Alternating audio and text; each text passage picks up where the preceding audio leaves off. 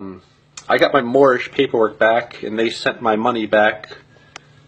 As you can see right here, they sent my money back, and they said, "It is with great disappointment that I must return your writs to you for the following reasons. It has come to our attention that you are of European descent. This proclaiming of nationality is for the Moors of blah, blah, blah, blah, blah. In other words, I'm not black, so they won't help me. They won't process my paperwork." And that's actually total bullshit. I mean, there's plenty of white people that claim Moorish nationality, and besides, I'm a Neanderthal hybrid, which means that I'm indigenous to the Yucatan Peninsula. At the I just don't want to listen to your music. You're not trans. So what you say is what? You just fucking smacked my head. Well, shut up then. No, I don't have to shut up. Get the hell out of my bus. Get off the bus. Nigger asses. Oh! Call somebody else a nigger. Call another nigga. Umbrella. She's up. Whole nother level of shit you can't even understand. What is good, my people? We are live back again with another episode of The Forecast.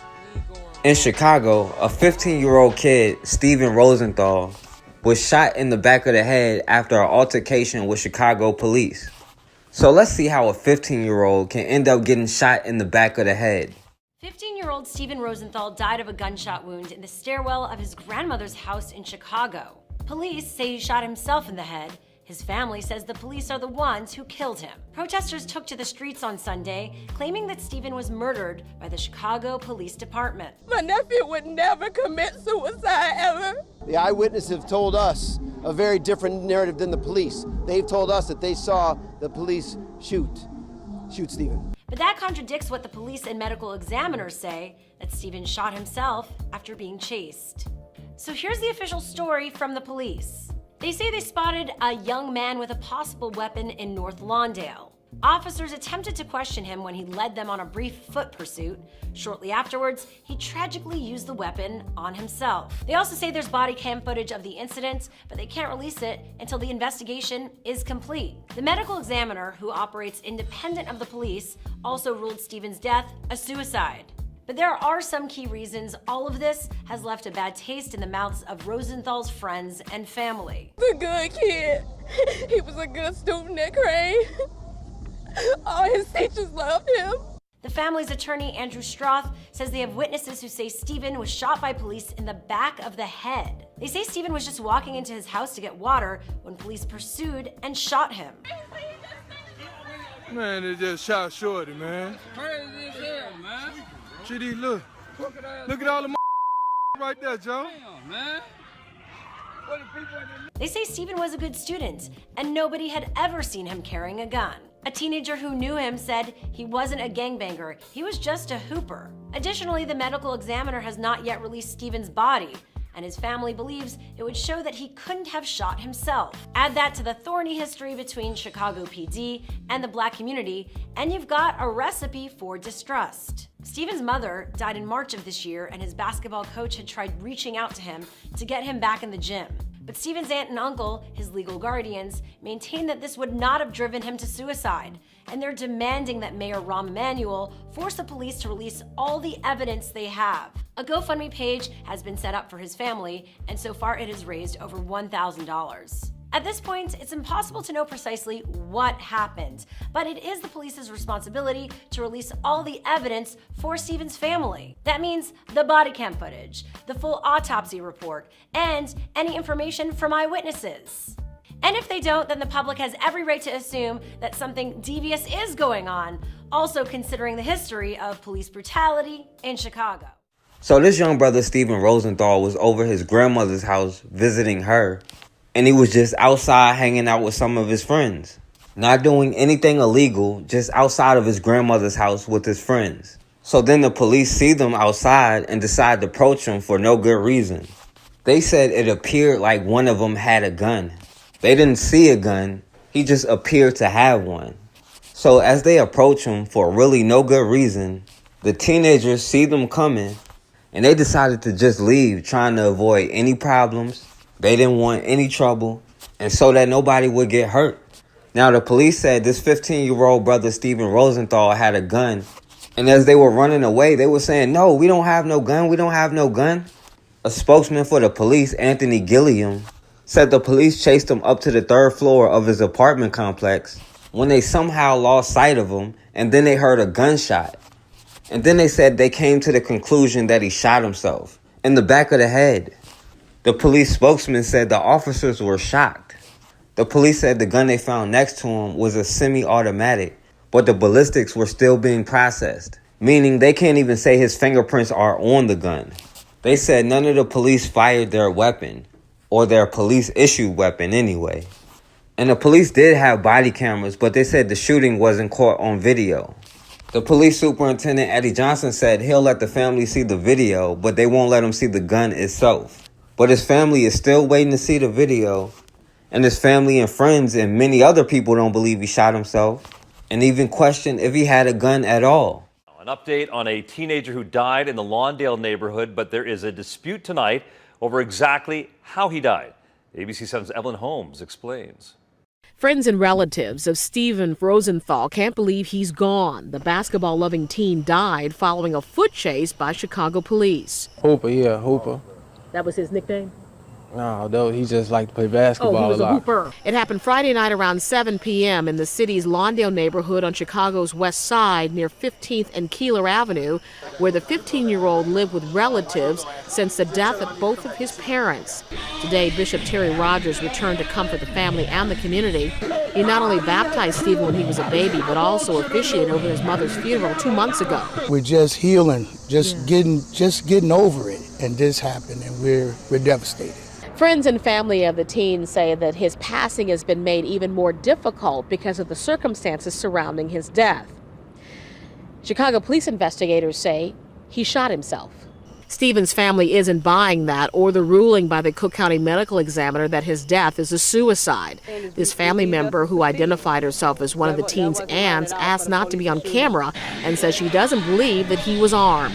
He was a baby. He had a life to live. Where's the evidence? All we want to see is the evidence. Investigators say the trouble began when officers saw Rosenthal walking through a building gangway of a relative's home and thought he had a gun. His cousin says when cops tried to question the teen, he ran up the back stairs of his grandmother's home and tried to get inside. They thought he had a gun or something because he had his hoodie on. I heard a shot.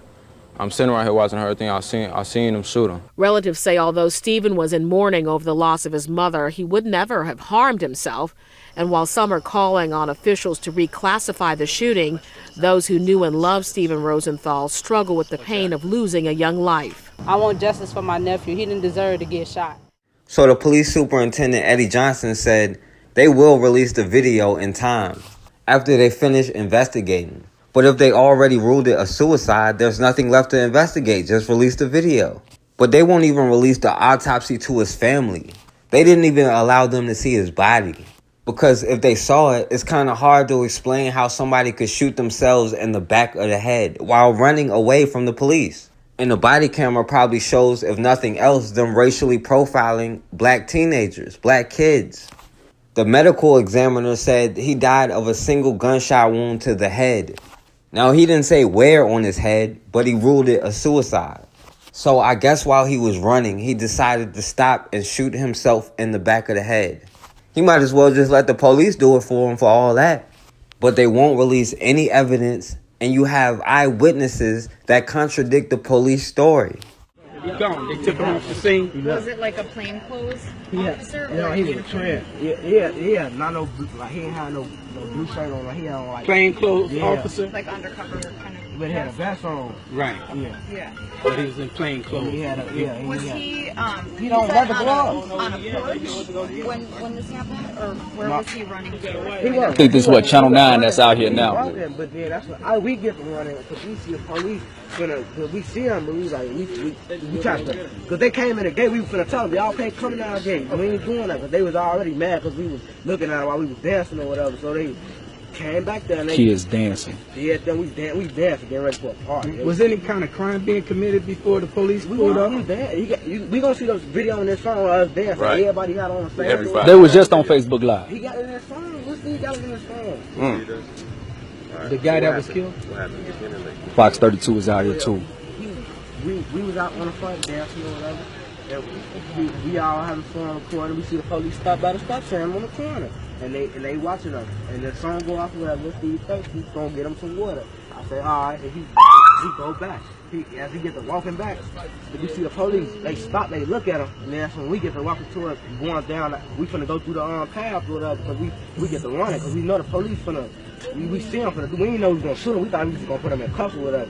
So we went back there, he going upstairs, he turned around, I listened to the police right, he turned around, police like, he got a gun, no, we jumped, we know he got a gun, they shoot him. They put the gun at us, and it's a flashlight, and they put the gun at us, we get to run into it, back towards the front of the house, and that's what happened. So y'all were in the back of the front? We was on the front, and then he went through the gangway to go to the back to get some water, and that's when we ran back there. They shot him. I got you, Bill. They put the gun at us, we ran back from out the back to the front. So they shot him on the side? They shot him on the side of the house? No, they shot him on the back of the house. They shot him on the back. So he went through the side of the house to get to the back. So y'all were listening to music, they pulled up, and he decided to go do some fire. We was just jumping around playing and stuff. We can't even play in our own community. That's right. How did you know he got shot? Tell them how you know the guy got shot. I watched the police shoot him. What did you see? I see him. How? And then how did you know they shot him on the porch? How did you know somebody was shot? The blood came down, rushing off the back porch, off the third floor. Off the third right floor. Down on top of the washing machine. It's a federal blood. Blood was rushing down from off the third floor. Have you ever known Little Steve to carry one? Nah, let's see. He chill. He came over there. He come over to see his grandma. He don't even live. Let's see. He ain't with none of that's going on. He ain't got nothing to do with nothing. He just. That's sad, man. And the fact they said this was self-inflicted, you guys were sounding like you're having a good time. Like, that doesn't make sense. The video won't come out on this phone, though. That's what they gonna see me dancing and all that. What's your name? They were dancing. They shot him on the third floor. They shot him on the third floor. On the third floor. He going upstairs. And they were on the ground. They was on the ground. They aiming up flashlight. That's crazy. That's murder. That's murder. Then they shot him in the head. And then they tried to make it seem like he shot his own self in the head. Right. He shot himself in the back of the head. Yeah. Does anyone here? Does anyone have any photo of him? Picture of Steve? No, I have to go to his page. What's his name on Facebook? Rich Kid Steve. He was an eyewitness, and we didn't even know the media was here. Right. Exactly. So otherwise, we definitely would have stopped this if we knew the media was here and had. Yeah, that's him. Yeah, that's Steve. Yeah, that's him.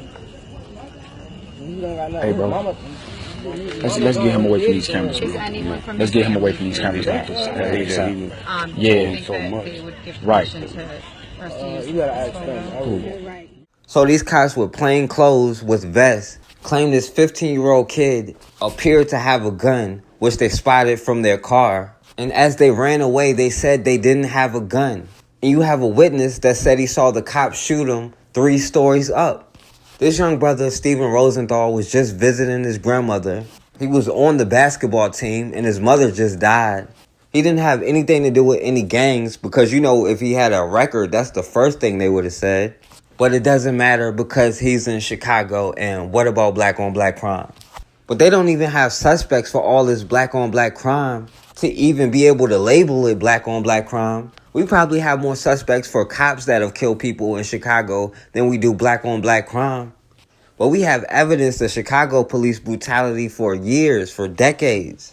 The police superintendent, Eddie Johnson, who is black, has a history of covering up police violence, especially against black people. I guess they're just going to overlook that they compare the cops to the people they call thugs, which is really admitting that the cops are thugs. And this particular kid's death doesn't matter because what about black on black crime? But until we put aside our tribal differences for the sake of our children so 15-year-old kids won't get shot, and then have the people who are supposed to uphold the law say he shot himself. But if we don't protect our children, we see the results of that. And we'll continue to get what we got. Every couple of years when they get more and more violent, we have to protest and pray a little bit harder. But until we as a collective feel like our children's lives matter more than our tribal differences, we'll continue to be in the same position. What are you doing, dude? Officer, I'm not doing nothing to you. Okay. Well, you're making me think something funny is going on, man.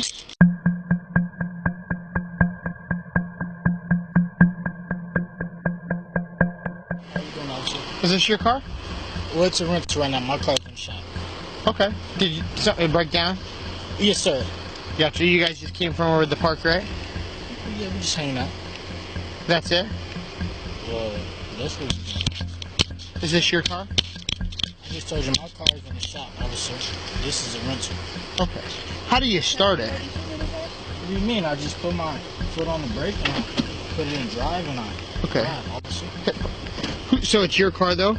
Did they give you a fob or something? It's not my car, officer. Did they give you a key fob or something? Or? Yes, sir. Officer. Like, what does it do? Does it? You see, this that should let you know that it's in. Okay. Do you have any weapons on you or in the car? No, officer. Okay, can I be honest with you?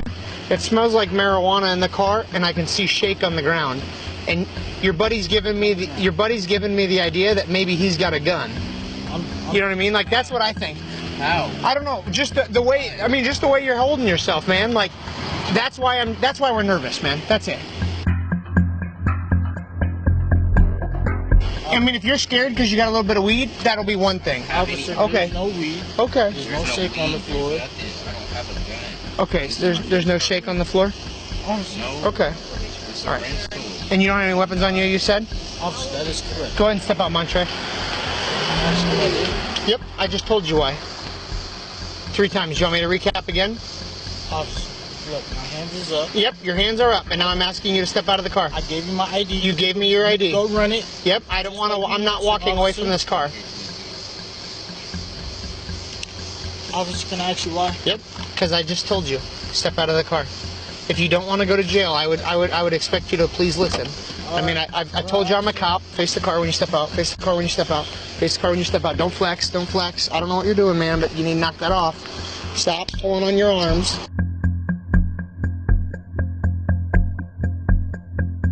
There was no gun. There was no weapon to harm you, officer. We didn't do anything wrong. We stopped at the stoplight. We pulled over when you pulled over. I did everything you asked me to, officer.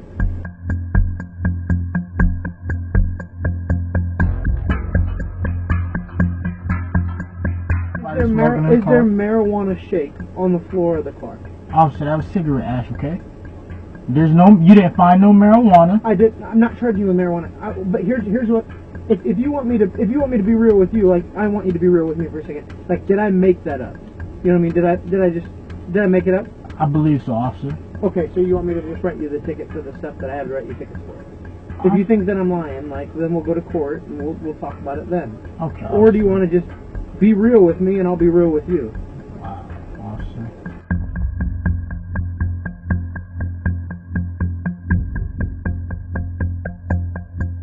Can you spread your feet just a little bit?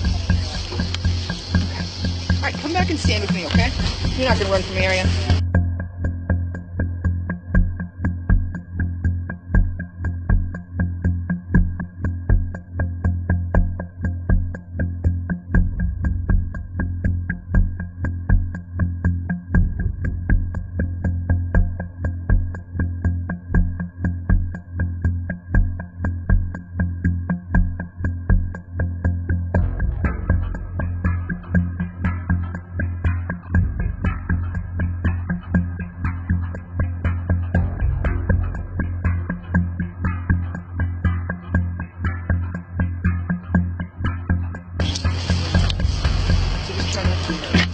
And then it won't make us nervous. Okay? usually when we see that, with somebody sitting there like that, like there's a gun, right? Where you know what I mean? Like, I'm telling you, like that's what happens. Do you have any questions? Have a great night. All right, thank you guys. What up? How you doing? I'm always doing good. Great. We trying to record a video, sir. How you doing? I'm Shannon Scrivener. I'm Mike Moore. All right. We Dale Scrivener nephew. Yeah, we there just trying to record a video.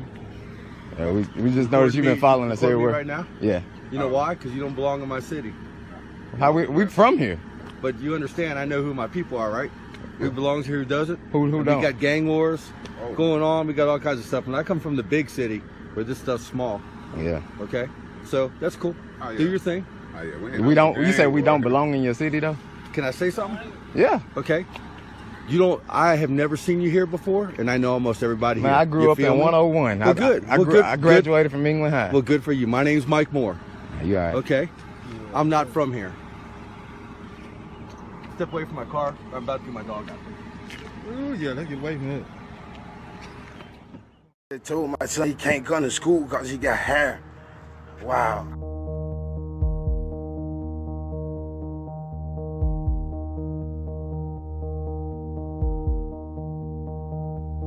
Can I braid it up? Can I braid it up? Is that okay?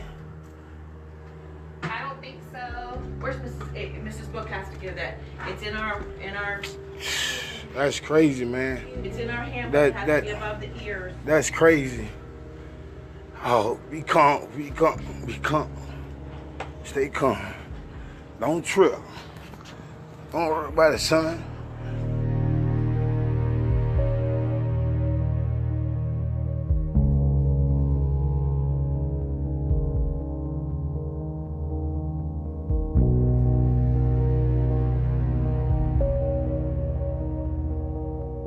Everybody's hair is at their shoulders. What's the difference? That's just it. That's your rule. I respect that, but that's just not right. It's not. It's not. I can't change that rule. I know. I'm sorry. I know, but something has to be done.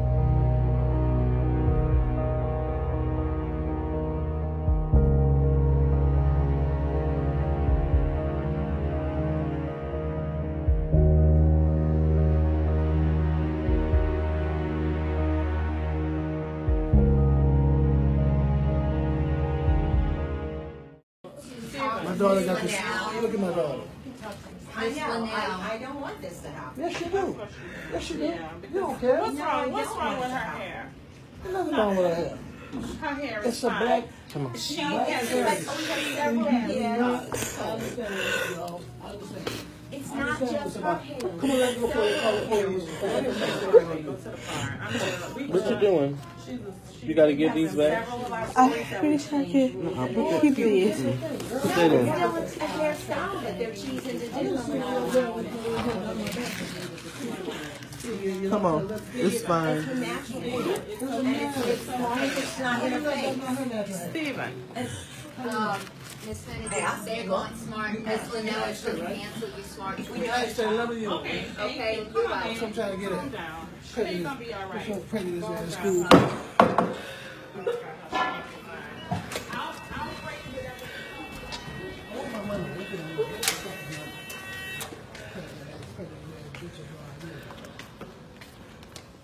These are the hair extensions in you right now? Yes. These are what they look like? Mm-hmm. Yeah, these are them. The entire controversy Yes. is in your hair right now. Yep.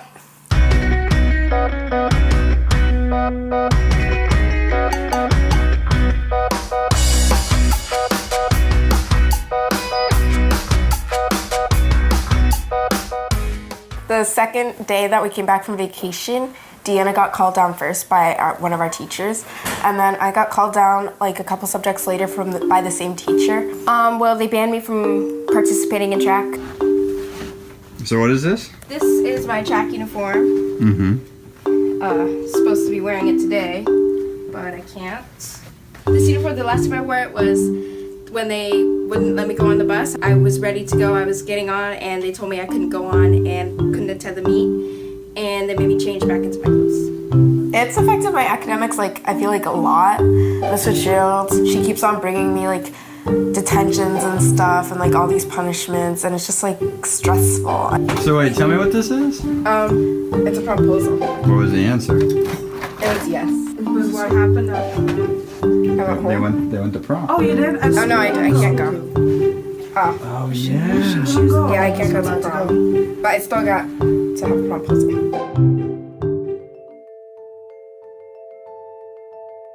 There was a girl in my grade who has beautiful, beautiful natural curls, and we had the okay to wear natural hair. And then the dean of students came up to her and said, you have to do something about your hair. You have to either cut it, chemically straighten it, or put it in cornrows every day. I came into school and I guess a teacher pointed me out and they called me down to the office. And I tried to explain stuff to them and tried to explain why I would do protective styling, but of course they didn't understand.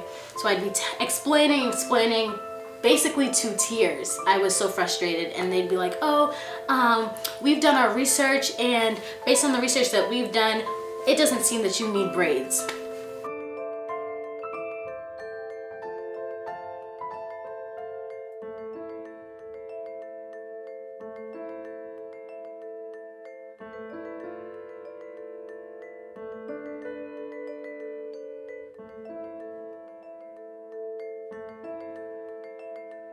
Students may not wear drastic or unnatural hair colors or styles such as shaved lines or shaved sides, or have a hairstyle that could be distracting to other students.